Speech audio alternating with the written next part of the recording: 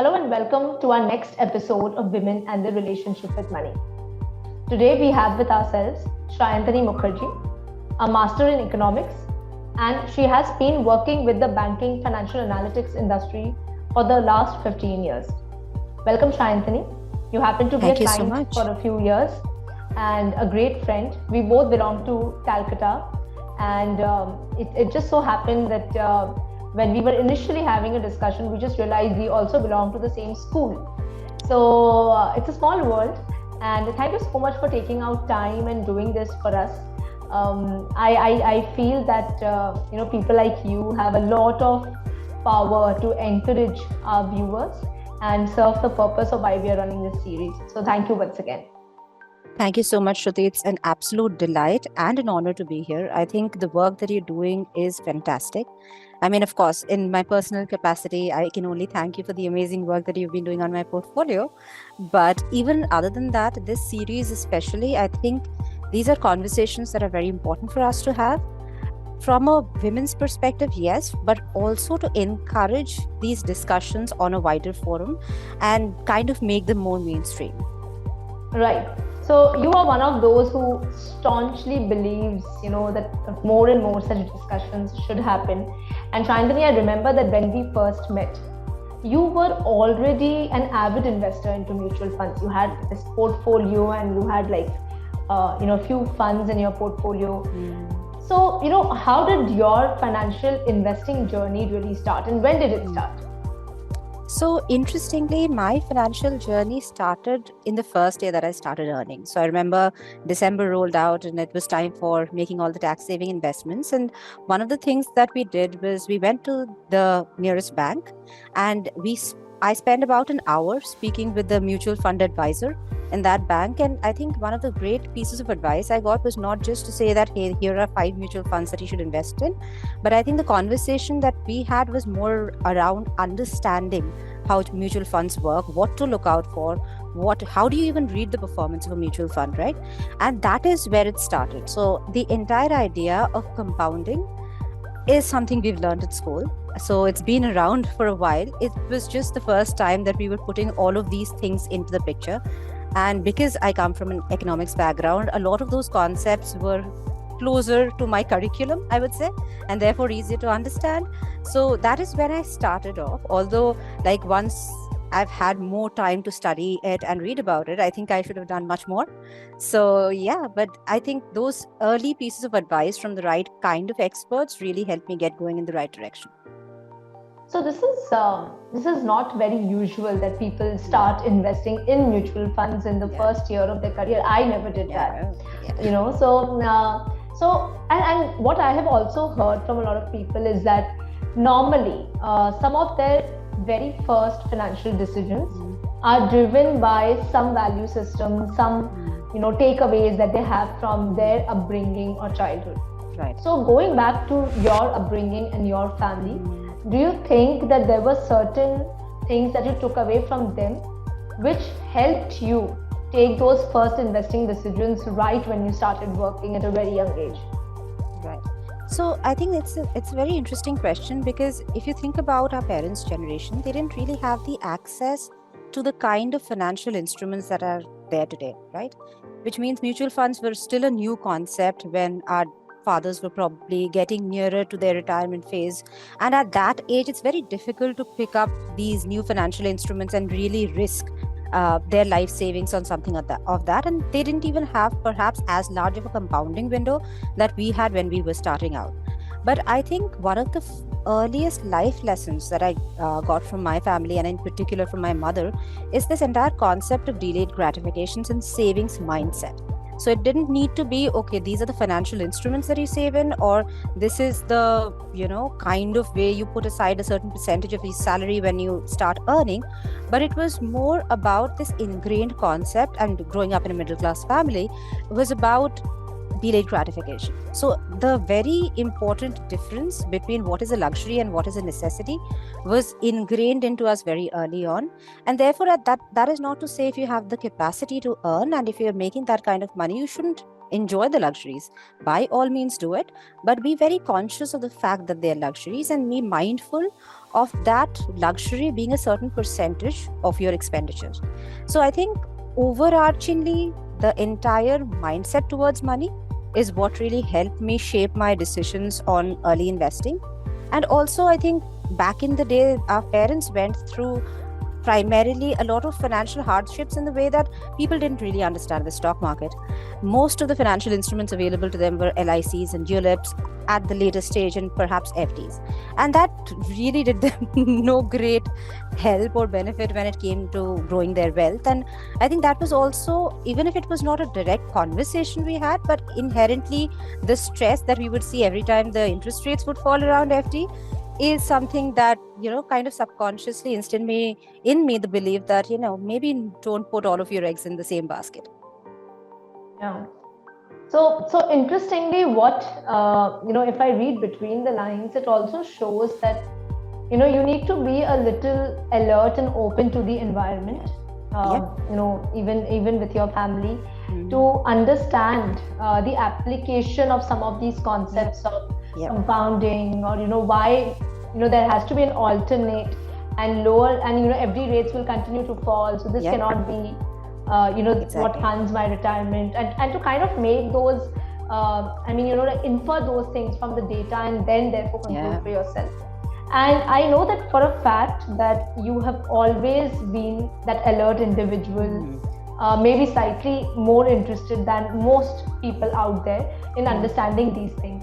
So what are some of the, initial initiatives you took to upgrade your financial literacy, whether it is about product understanding, or it is about choosing new funds that you want to invest in, or even, deciding between should I invest more versus, should I do something else, or should I just go and purchase a house, or should I buy gold versus mutual funds? Right. So how did you really upgrade your understanding of these things so that your decision making could be facilitated better? Right. And here again, I have to thank a little bit of my education, because in economics, we do have the concept of opportunity cost. So because we were familiar with the concept, so two important things that are fundamental to making money decisions, at least for me, is the probability, the idea of risk associated with that probability, and the opportunity cost, which means that if I'm putting my money into something today, is the cost of that thing the only thing that I'm paying for?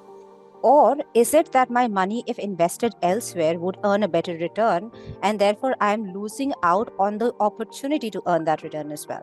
So that's a very important concept to do, and this plays a big role in today's environment as well, when people, while I don't advise taking on debt, but whenever we are considering repaying debt, it's important to have that opportunity cost mindset calculated in as well, because while it's always a great idea to be debt free, but the cost at which you're becoming debt free is actually perhaps more than the actual money that you're putting down.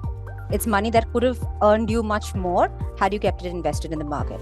And the second thing is the concept of risk. So a lot of people are not able to visualize what risk really means. So equity is higher risk, and bonds or liquid funds are lower risk. But what does that really mean is something that's a little difficult for most people to visualize. And the way I've always thought about it is, if I need this money in the next 10 years, then I cannot afford to play any games with it, which means I cannot put it in higher risk assets.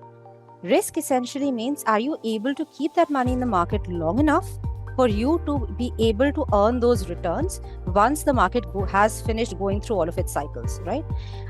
Similarly, if you have any immediate upcoming expenses coming up, then you reallocate your money accordingly so that you're invested in relatively quote-unquote safer bonds that will perhaps not give you more returns right now, but also will dip less probably in the face of a market fluctuation. So I think the combination of these two principles are what I use to guide my investing decisions by and large, even today. Yeah, you seem to be a really good student of economics, and you kind of explain these concepts far better than we do, despite the fact that we do this day in and day out. So yeah, more power to you. So Shantanu, you have been investing for more than 10 years now, clearly, right? In fact, 15 years now that you've been working for so long. And for a large part of this tenor, you've been doing it yourself, right? Yeah. And there was a point when you sought professional assistance, and and now we have regular conversations about how do we reach your financial goals. So in your experience, what were the differences that you felt were there between managing your money yourself versus, let's say, going to a mutual fund distributor, which you were using for a while, versus going to also talking to an advisor professional who can look at holistic wealth and look at your goals and like kind of bring all of that together. So what were the pros and cons of each of these models, and why did you think that you need to migrate from one to the next? Right. So when I started out, very honestly, this concept of mutual fund advisors, or even wealth advisors for that matter, was not something that was accessible to people who were earning as much as I was, perhaps at that time, or it was reserved for the ultra high net worth customers, right? So those were the kind of people that really went to wealth advisors. So, which is why I started to educate myself. And back when you're starting your career, you have more disposable time, right? So you have the ability to sit down and do a lot of these researches yourself. But even then, I would say that now having spoken to you for the last few years, I feel like from a discipline standpoint, when you're doing it personally, at the end of the day, it's at the mercy of your available time. When do you feel like it? When do you really have the time? Do other, things get in the way of doing that? How do you calculate that one number, that goal that you're chasing? Because while it is great to say that I'll, save everything I can, that's really not a practical mindset to carry in the long term. So you have to know exactly what is it that you need to work towards, and then figure out what is the best way, given your current income status, to be able to work towards it. So I think when I was doing it myself, I was trying to do it the best I can. But in hindsight, I would say I was still not as disciplined about it as I should have been, had I known the intricacies of the back calculation of the FIRE number. When I was doing it through a portal, I would get these advices from time to time when I'm thinking about reallocating or reshuffling my portfolio. But these advices would be coming mainly from people who are managing a large number of maybe not so high worth individuals doing portfolio management. So they would be very, very generic and boilerplate. So they would say, okay, this fund is doing well, this fund is not, and so on and so forth, and you can consider this and that. And over time, that kind of sounded like a script almost that people were reading to me, and I knew that this is not the only advice I can count on for sure. Because no hate to them, but it's just that these websites or these companies are modeled after catering to a wider pool of audience, and therefore if you had to get customized investments, either your investment value would have to be very, very high, or you would have to pay additionally for those services. So when I spoke to you after that, and this was, imagine, progressively getting busier and busier as we grow senior in our careers, you tend to have less and less time. And there reached a point where I realized I'm not doing justice to my portfolio. I'm not growing it as fast as I had a notion that I should be growing it at a particular speed in my head, but I did not have the time to sit down and devise the strategy in which direction. So when we started speaking, of course, a lot of those things became clearer. We had a clear idea of what that financial end goal was going to be like. And we discussed a lot of alternative strategies along the way, where I could take very calculated decisions on what would my preference be. And between you and me, like, we have those strategies have changed over time, and it has evolved as we've navigated the markets together.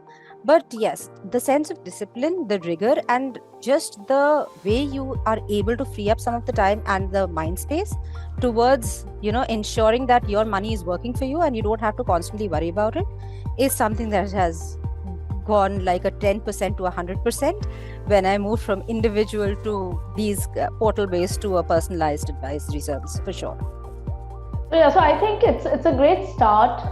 Like all of the platforms that are available, and the information that's available, it increases the accessibility for a large part of population, especially those who are looking to start.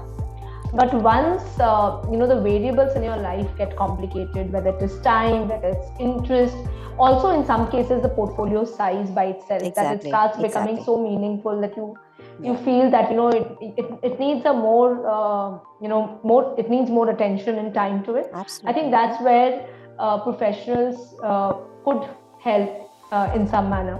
So like when we started talking, one of the things, notable things that stayed with me was that, your first sentence, if I remember correctly, was that I want to retire from my corporate job by 45. Yeah. At least that's the freedom I want to have. Yes. Right? I may not retire, but at least that's what I want to do. And so what were those trigger points in your life that made you chase a FIRE goal or a financial independence goal so rigorously? Right. So essentially, I mean, while I still say it's a very interesting way to look at it. So if anyone who knows me knows I'm a workaholic, and whenever I tell anyone that I want to retire at 45, the standard response I get is, you'll go nuts in 2 weeks. Like, you cannot sit at home and do nothing. But that's not generally the idea. Yeah. And what I meant was, in my mind, I want to know that even if I don't have a job tomorrow, I'll do fine. I don't have to make major compromises.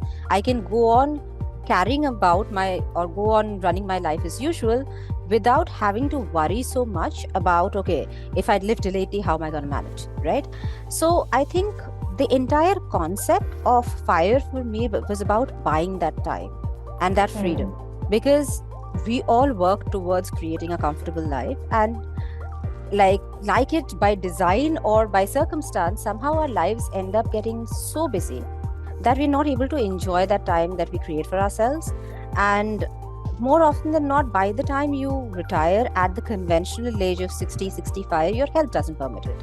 So the reason I was chasing a much more aggressive FIRE goal, firstly, is I'm a really impatient person when it comes to goal. Like, if I have something at the top of my mind, I want to get it checked out as soon as possible.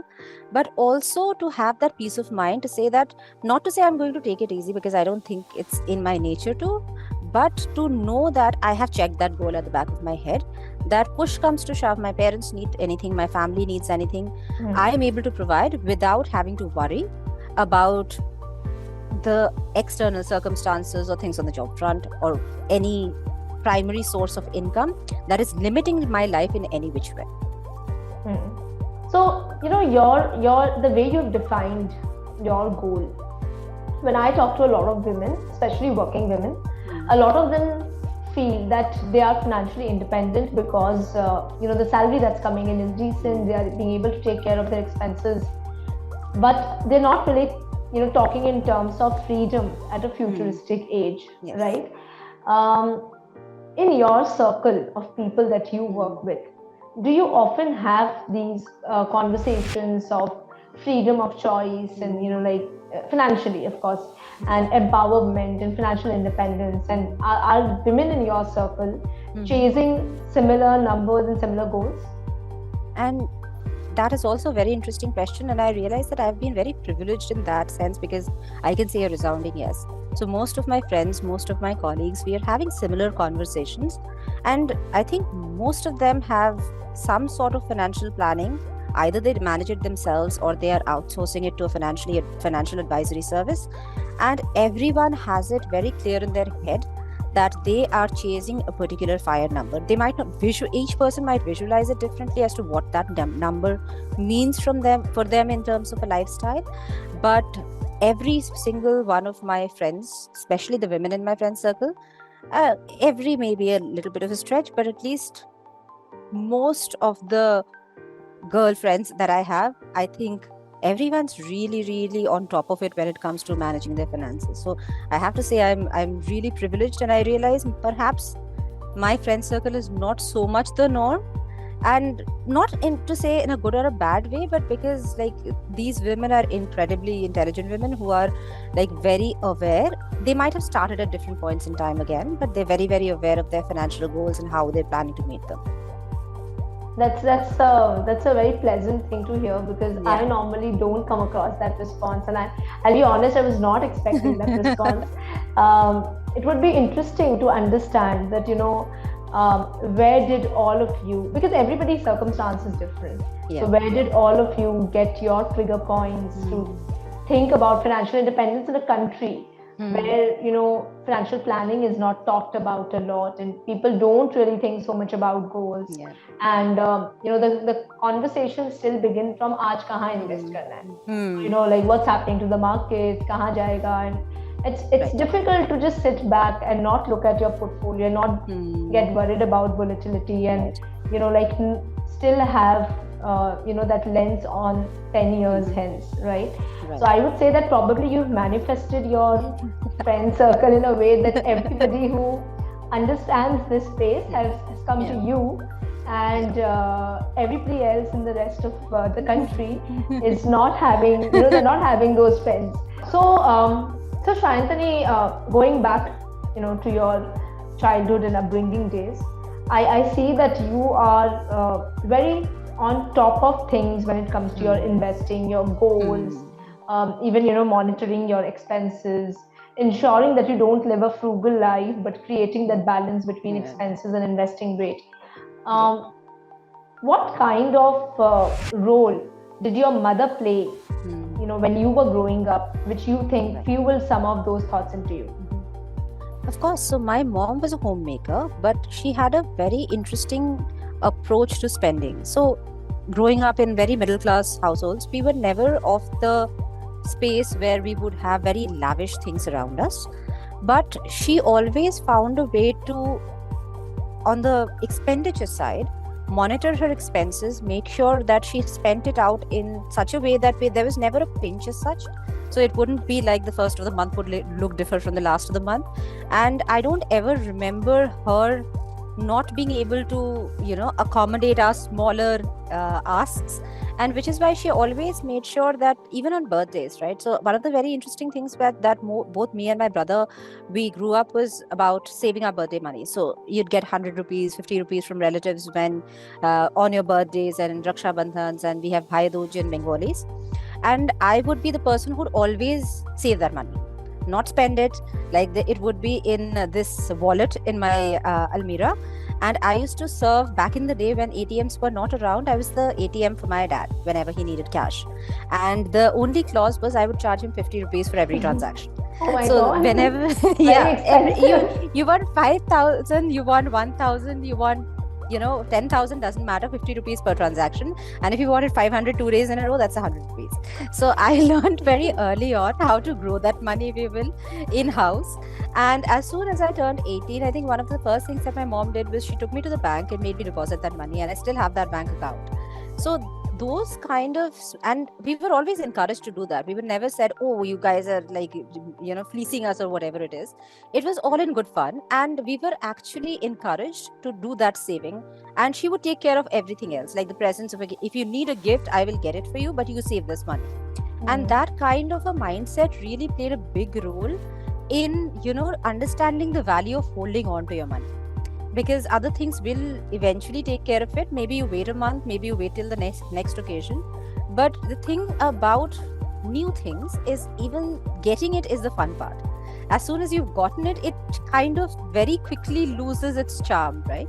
So one is waiting for it to understand whether or not you need it bad enough, and second is realizing how quickly it loses value. Anything new are both things we learned along the way, because we were not spending on every women fancy that, even though we had the money that came to our mind. So I think that exercise and that discipline that our mother and father induced in us very early on really helped set the ground towards developing a mentality towards money that's more nurturing, I would say, for want of a better word, and not, while at the same time not feeling the pinch on, okay, I'm giving up something. So it was never a feeling of want, but it was the pleasure of seeing that money grow through all of these little tricks that we pulled. And that was a lot of fun. So I think those were some very early lessons. Yeah, but I really like what you said about, wait for a month and, sometimes I still do that. You don't need it. Yeah. So I think, some of these behavioral traits is the most difficult to imbibe. Yeah.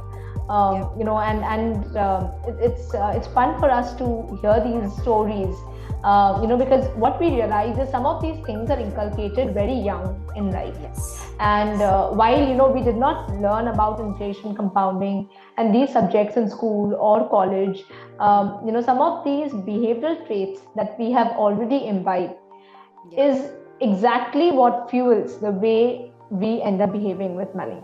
Right. So Shayantani, before we end, can you tell me, with your interactions, besides your learned friends, what is that one myth that you want to break about women and numbers, of women and money, given the fact that you've been into analytics, number-driven roles as well, right? So what's that one myth that you want to break? I think the biggest myth that, especially in our generation, I'd like to break is that women are not interested in finance. In my experience, in the fortunate circle of friends I have exceptional women who are not just interested in finance, but are also like top of their game in terms of understanding the different financial instruments, taking conscious choices, and even on occasion advising their spouses about where to put their money. So this entire women are not interested in finance is almost as much of a stereotype as women are not interested in sports. And that's, if there's one myth that I would like to break, that is the one that I'd be going after. So why do you think that, there is a section of women who don't take as active a role in, like financial decisions in the family as maybe Right. others who do? And of course, Yeah. I also come across families where, the wife is probably taking a larger role in having those discussions, getting things done, etc. So why do you think that that other section of, the women population is not being able to take on those kind of decisions or that kind of a role in their own personal financial decisions? I think because, and this is again purely my opinion, but I think it's because women take on too much of other things in their lives. So, like I was telling someone the other day, women today feel the need to have a house that's as well kept as their homemaker moms who were in the house 24/7, and have careers that are as driven as the father who was doing 12-hour work days. And of course, I'm like generalizing here, but when you dedicate your life towards balancing these two very big aspects, then the entire value of time that you don't have any more time really, and you have to start valuing that time that you're putting towards one or the other, and then you're not left with any time to take on a new subject and put your mind to it, because it does require not just time but also mind space. And if your like day is already so full, you don't necessarily have that mind space anymore. Right. Which is why I think it's a matter of women maybe trying to do too much at one go and not valuing their time enough to be able to learn it. And they feel, maybe in some cases accurately so, that their husbands are more in sync with the topic, and therefore it is easier for them and their mental sanity at any given point of time to delegate that decision. And there is really nothing bad in delegation, but I think when it comes to money, there's nothing selfish about wanting to know what's happening with your own money. And women also need to stop feeling guilty about seeing their money as their own as well. Of course, everything is a family pool, and you're working towards your goals as a family when you're in that setup. But sometimes it's okay. I would really encourage it to start thinking about, okay, am I, in addition to the family goals, what are my personal goals? And they need not be mutually exclusive. It need not be the case that just because I'm planning for maybe foreign education for my children at some point doesn't mean I cannot have enough left over for a girls' trip to Hawaii once I have the time to do it. So, which is why those are the kind of prioritizations of self that women need to be doing at large. And therefore, even if it takes time, it's a good idea to take maybe a little bit of perfection away from maybe their household chores and put in a little bit of time to understand, at least at the basic level, what is the financial decisions that are happening with the family. Because we also have to understand financial decisions, like any decisions, are very person specific. So your husband might know that, why are they doing something that they are doing from a financial standpoint. Make sure you are informed enough to agree or disagree, or at least have an opinion, because you might have a different opinion, and then it's a good idea to sit down together and align on those goals. So I think from a family unit standpoint, women can operate much better if they were to invest that little bit of time. So I think women are just taking too much work onto themselves and not valuing their own personal goals and times enough to be able to invest into the financial education that they need to do. Yeah, I completely resonate with that. Like couple of years back, I was talking to this woman, and she said that यार weekend पर एक और Excel sheet खोलने का बिल्कुल मन नहीं करता Exactly. है, because like Exactly. all our working days are so full of Excel Yeah. sheets, and I don't want to do that over the weekend. Yes. And it's And also something that the poor guy, the husband, he's left holding the buck on all financial decisions. It's not even fair on him, right? I mean, yeah, it would be good for him to also have a partner to bounce off ideas and just yeah, bounce off concepts on. absolutely. Yeah, I agree. So, Shantani, besides the goal of financial independence, what are other short-term or personal goals that you just mentioned? That you have, which is probably may not be that big, maybe short-term, but other things that are important in your life. So I think I've always been really interested in animal welfare. I've not had enough of first-hand experience in it. I am a pet owner myself, and I've started adopting. My last few pets were adoptees, and I would really like to contribute to this area in some way, for shape or form, mostly through personal effort, because I do feel like I would want to get involved in helping things out on the ground. So when that will happen, I don't know. It's perhaps not so short, it's more of a long-term goal, but over time, as maybe once I retired, it is something I would definitely be interested in pursuing. Absolutely. That's very nice to know. So thank you, Shantani. I think that with that we'll sign off. Some of your learnings along the way and some of the actions that you have taken are inspiring. And I think the only reason you were able to do that, like while you were educated in the domain of economics, I think a lot of us are also educated in finance, etc. But still, we are not able to take some decisions and some actions on the ground. So I think that comes from a very keen sense of need that you see that I need to have my house in order and I need to have my money in order and to have that control over your own life, right?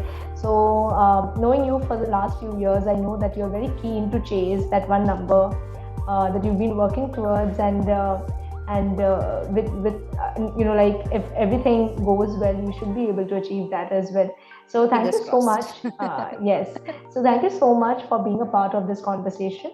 And to our viewers, stay tuned and for the next episode, and do subscribe to our channel for more such conversations.